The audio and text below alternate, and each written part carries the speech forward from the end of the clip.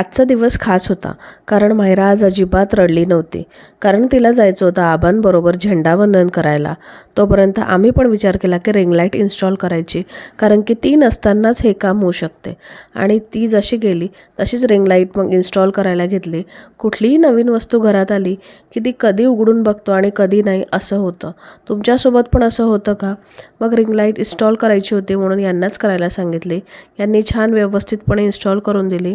जास्त काही असं खूप हार्ड नव्हतं, पण काही काही गोष्टी होत्या ज्या आम्ही मग व्हिडिओ बघून इन्स्टॉल करून घेतल्या. आणि त्यानंतर तेवढ्यात मायरा पण आली. ती दाखवत होती की आम्ही कसं काय केलं, काय लावलं मी, असं तसं सगळं सांगत होती तिथल्या सगळ्या गोष्टी. आणि रिंग लाईट पण ऑन झाली, छान होते, व्यवस्थित होती. आणि त्यानंतर छान मस्त जेवण केलं.